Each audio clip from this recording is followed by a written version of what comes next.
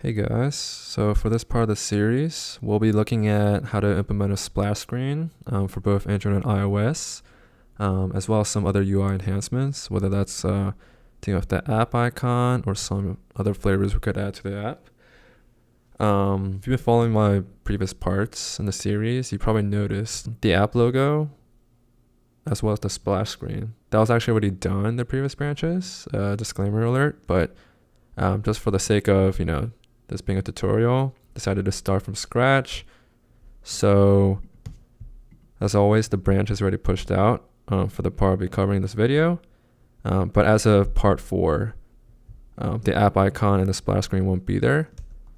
So if I open up what I have as of now on the part 4 branch, so notice that it's just a blank white screen, right, on this iOS simulator, right, with the default Flutter logo for the app icon. Okay, so why don't we get started with iOS first? And as you'd expect, how you work with both the splash screen and app icon is handled natively, respective of platform. So in this case, we'll be obviously working with Xcode. So right here, I have the project open. If you go to your Xcode assets directory, you're presented with the app icon and launch image for the splash screen within this scalable densities. So let's do app icon first, just because that'd be a bit, easier. So how we do that is basically for for those not familiar with iOS development, we just import an icon set, right? So to get like some scalable assets like this for the app icon, there's a tool I use. It's called Icon Set Creator. And you guys could use like whatever tool you may need or use, just because there's so many out there. But this has been pretty faithful to me. So as you see here, basically need an image, right? That's 1024 by 1024 pixels, right? So if you just click on this, you should be able to import an icon. So once you open that, so it's bind it here, and then if you press go, then you just pretty much save this scale directory to wherever you want. So why don't we put in downloads? Why not? Okay, so I have it right here. So if you go to this new directory that's been exported, open iOS and then app icon set, and there it is, as well as the contents.json file. Okay, so quick and done. I mean, it's pretty easy. So you just pretty much import it here. But we should actually delete this app icon set first. So import be where we just exported that directory, and then just import it like this, and boom, just like that. We have all the logos or the icons scaled down to the notification for an iPhone, for the iPad, App Store, and yeah. Cool, so that's it for the app icon. But really quick, why don't we just incrementally run through these just to make sure that we're getting what we want. So yeah, let's just build it on the simulator we have open right now. And then this should update to what we just imported. So from an F to a D. It's a pretty big improvement, right? If you think about the grading scale. All right, there it is. Cool. All right. Don't need this anymore. All right, so now to splash screen, how that's done on iOS. It's kind of similar, but unfortunately I couldn't really find a tool that scaled down to like intensities of a 3 multiplier.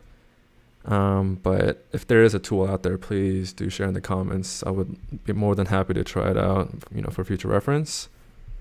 But fortunately, I was able to, doing my homework and all, I just had to prepare for this video. So I have some pre-scale launch image set that's in, density of 3 multiplier. So basically, if I import that, right? So if I could delete this. So same idea, just import the set. Okay, so after that's imported, notice that we have these 3 images, right? So yeah, for first one is 360 by 360, 420 by 420, and then 512 by 512. So you're like probably wondering, right? This is probably not big enough to occupy the whole screen, right? So we'll just be resorting to our storyboard or the launch screen.storyboard, right? That way we won't be relying on static images to like display this. So that's not a pretty view. Okay. So if I just press that, notice that our launch image is just placed here in the center, right? So this is like, you know, probably the best way we can handle this dynamically for like all devices, just because the icon is this big, right? Based on the device you have opened. And then the background of say this view is, okay, so it's custom, which is fortunate, right? I mean, it works out because our icon itself is already has a white background, so it'll just be white on white. Cool. That's pretty much it for this launch image. Xcode. Okay.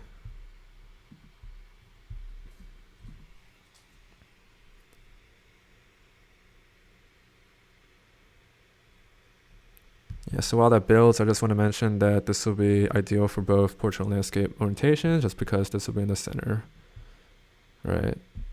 Okay, so I just missed that myself. Okay, so you notice that it's there right before the Flutter, the screen, the launch screen transitions to the main storyboard, which is here. Cool. So that's iOS, right? Why don't we go on to Android now? Okay, so what's first is first. Every time I ran the command flutter run, right, to like build the app into the respective simulator device, right? Not sure if you guys noticed, but here's like a warning message, right? And you know, just encouraging me to migrate over to the Android embedding version 2, right? Which is not a deal breaker, right? Just because it's a warning, and there's like, it wouldn't like prevent me or stop me from actually running any code. But the fact that it's something is deprecating, right? You're probably wondering what exactly. So basically, as it says here, so I just opened up the link that was provided in the warning message, right? So it's basically saying that the Android wrapper, right, that hosts the Flutter runtime, is going to migrate over to a new activity. And with this activity, the respective classes will be replaced, right? So I'm not going to like, you know, go through this in full detail, obviously, just because this website could explain it better than me. So just know that at a higher level, my project, right? So it was actually created, or I should say Flutter created, like I want to say 2 years ago when I created this project. So back then, or as of like creating the project back then, it was like version 1.5, right? So as you could imagine, it's probably, or it's pretty old, dates back compared to 1.12. So yeah, so as it says here, the newer plugins API will not work on older pre-12 Android projects. So better safe than sorry. I think this has been around, okay, since August 19th. But anyways, we're going to migrate this just because part of like what we'll be doing, in our case, the splash screen on Android is kind of like correlated with this to a certain extent. So if you just follow this step-by-step guide to migrate over, then yeah, we should be at a good start. Okay, cool. So why don't I do that really quick, and then I'll get back to you guys soon.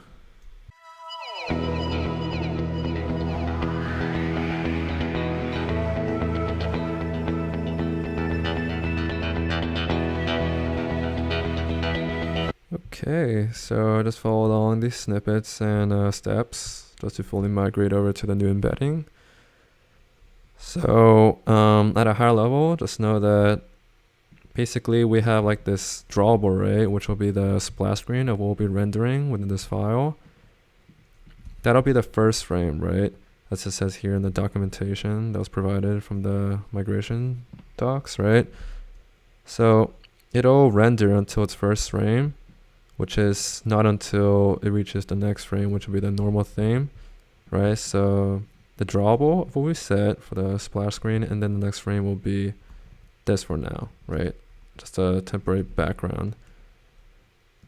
Okay, so why don't we work on the, actually, let me show you how it looks on the device as of now, or the Android emulator, that is. So let's run that really quickly.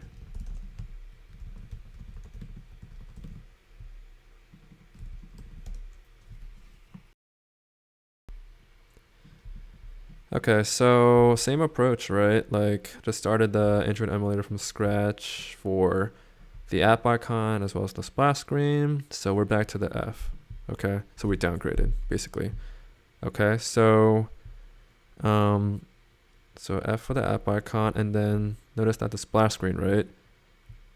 It's just black, which I believe is the system default background. So, okay. But why don't we try running this now with the newly migrated embedding. Okay, so run that.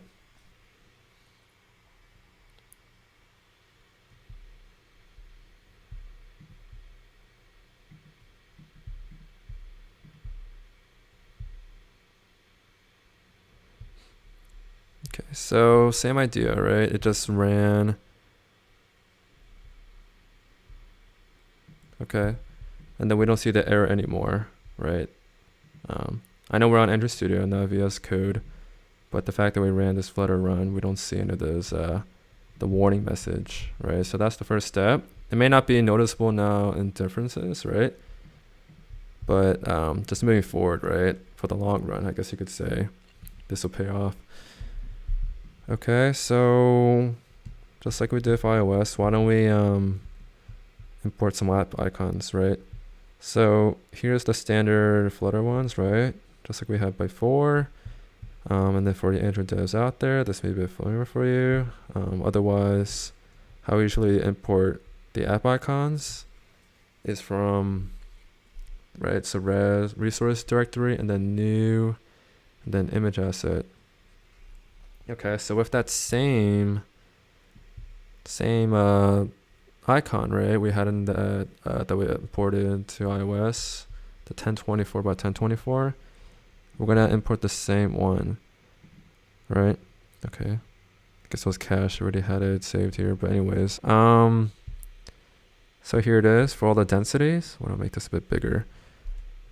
All right, and then just to scale it down, I'm not a designer or anything, which is, you know, if it wasn't already obvious, but as long as we could fit the D, the logo, right, within the circle, here's the how it looks on the Play Store, and then within, you know, these adaptive and legacy icons, right? For instance, you have the circle, squircle, rounded square, square.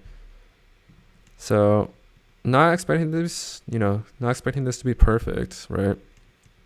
But, you know, just to like understand the gist of this. So this is for the extra high density, and then for double X, triple X, and so on. Okay, so I figured out, you know, this would be a good enough scale. So if we just press next, it'll just do the magic and then export it, you know, respectively for every density directory size. So once you press finish, and then there you go. We have some that are modified, some that are uploaded, and yeah, I believe that's all we need. So why don't we run it again?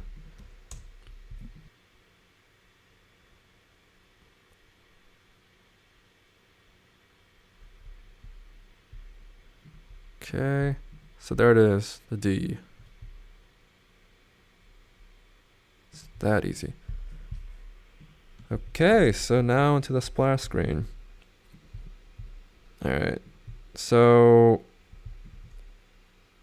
I didn't use any tools as far as I know, but basically I have some static images, right? So it won't be kind of similar to what we did on iOS, but just for the tutorial's sake, we'll be importing some scaled splash screen images, right? So if you just copy and paste what I had here, it'll let me paste it within the resource directory.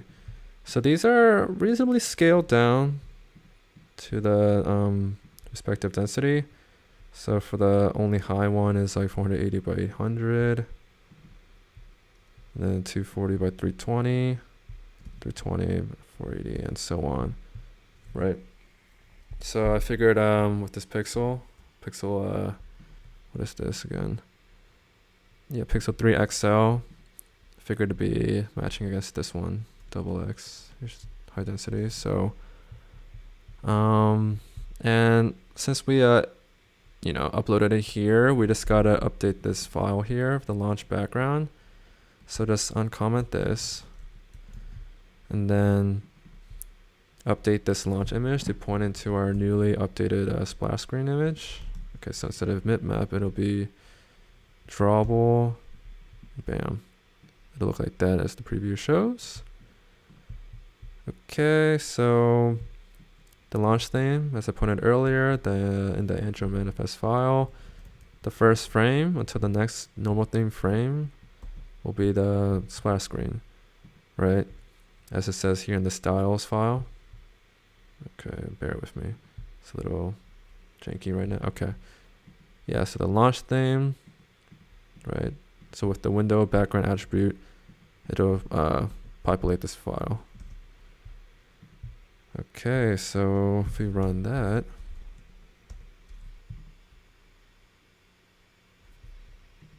okay, so that's obviously not what we want. Just noticed that the black frame was surrounding what we had for the splash image. So we'll just do similarly what we did on iOS, right? Considering it's already centered and all, as it says here, with the gravity attribute, it'll be centered. Why don't we kind of just match it white on white, right? So notice that with this parent theming attribute, it's defaulted to black, or I guess you could say dark mode, right? So why don't we just simply change it to light, and then as you'd expect, it goes from black to white.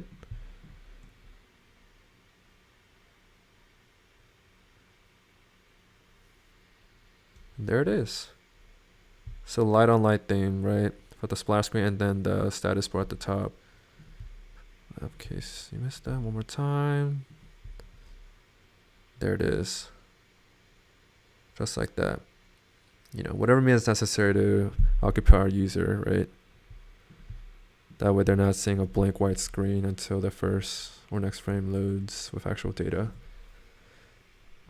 Okay, cool. All right, so that's all I wanted to show for the app icon as well as the splash screen. So as promised, I do want to show also some other UI enhancements, and it's really just one. So as I mentioned in my previous parts of the series, like with this to-do statement, we're just gonna, just to abide to the terms of service from the news API service, right? We just want to acknowledge that. And what I mean by acknowledging them is if you go to their terms service page, they have an attribution section here, right? So if you were to use their service, right? At least in my case, I'm just showing a tutorial video, right? They just want to encourage you to show up a news API image, right? And I'll show you in a bit.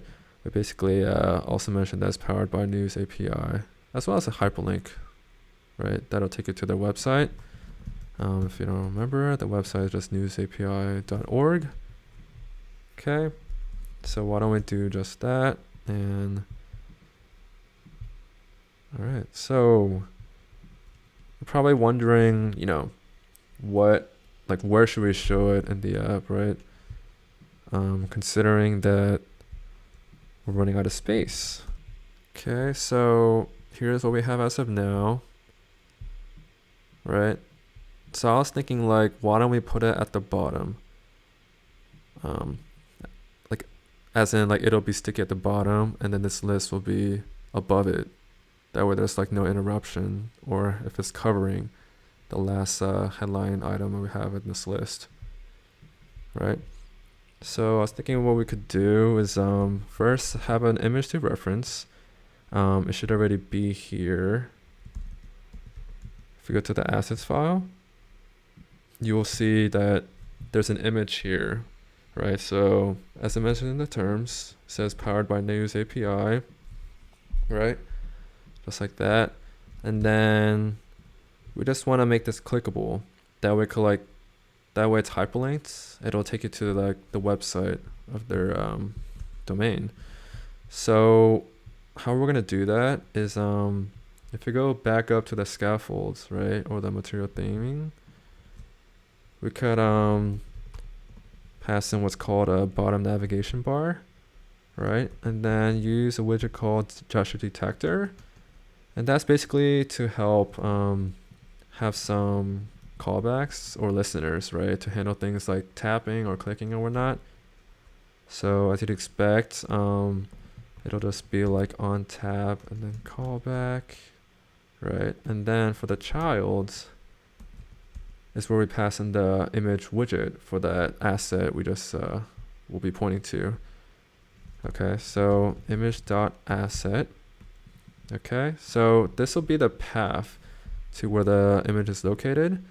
So kind of like what we did before, right? This asset file, right, the static JSON file is, you know how we like decoded that, right, into and mapped it to like source data before like rendering into the list or the picker dialog. But in our case, we'll just be pointing the image asset. News API attribution image.png. Okay. And then just copy the path and then paste it here. It's a string that is. Okay, and then, so if we tap it, right, we want to like take them to the website. So I was thinking rather like we take them to the existing web view widget we have, but we have it really only set to taking an article within the constructor, right? So rather, I was thinking maybe we could like handle this more generically, just because we're using the article for the title and URL. So how about we rename this for starters? Okay, wrong keys. Okay, rename symbol. Helper web view widget. Okay. But instead of taking an article as property, let's just make it a string for the URL, and then maybe a string for the app or title, right? So instead of making that required, let's just make this this .url, and then secondly, for positional or named parameters, this will be an optional one, right? That defaults to, say, the app name. So import that, yeah. What's this complaining about? It must be a constant. Oh, simply update that, okay. All right, so as I was saying, in Dart, how you want to make a constructor optional with a default value, just wrap it in braces and then equals to the value, right? Okay. You'll get a better idea once I invoke or create an instance of this, right?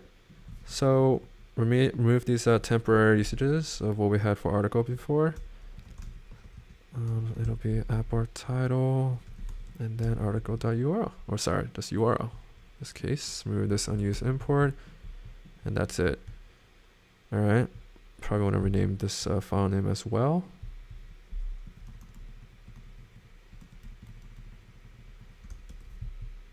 All right, cool. So why don't we, similarly to how we did, right, with routing. Okay. See, this is so this is what I meant. So how what we pass in now, right, is the URL. So in this case, it'll just be a article.url, and then for the app bar title, it'll be the app bar or the article.title, right, of what we just opened. Okay, right. So this first one, right, considering it's a required, it'll be positional argument. So we don't need to pass in the parameter name, right? So, but for the second one, we'll be using named arguments. So as you see there, app bar title, and then pass in just like that, article.title. Cool. And then I believe, okay, for some reason I thought we had one more. Completing an error. All right. So yeah, with routing, as I was saying, let's just copy and paste this just to make our lives easier into this on-tap callback, right? So it'll be the URL, right, of the news API site, which will just be this.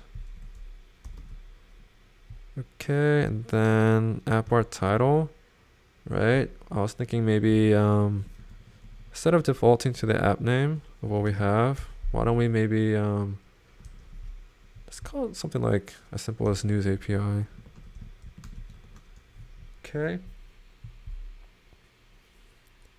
Right, I think that's it. All right, so let's run this on the simulator first. Do we have it open? We do, okay.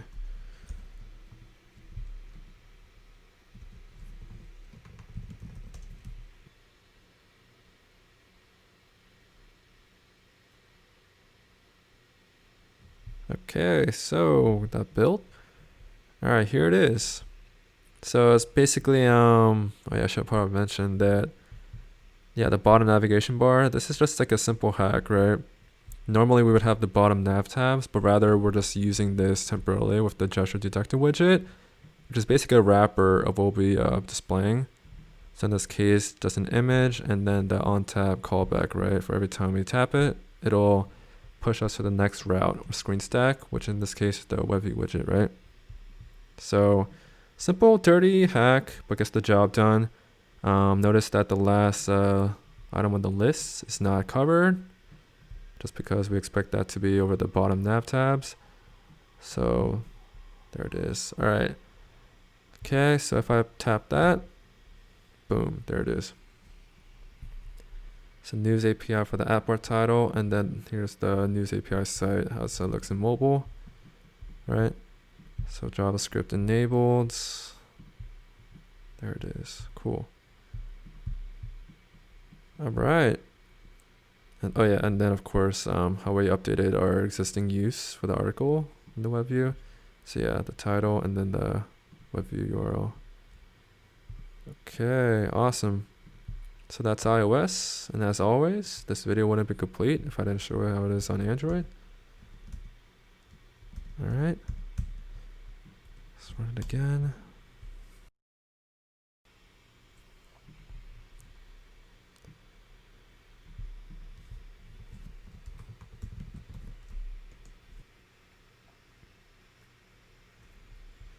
All right. Okay, cool. So there it is. Stick at the bottom. Now covering the last item in the list. Fitted as you'd expect. Okay, so press that. Here's the web view on Android. JavaScript enabled. Play around with the website. Okay, that works as expected. And then of course, open up the article on the web view. That's devastating. Oh, right, they're migrating over to YouTube Music. Anyways, one more article just to stay sane. Cool. Awesome. All right, guys, that's all I had for this part of the series. As always, feel free to reach out to me if there's any questions. Preferably Twitter. My handle will be in the description below. Otherwise, leave a comment below. Like and subscribe, and until next time, I'll see you guys later. Thanks. Bye.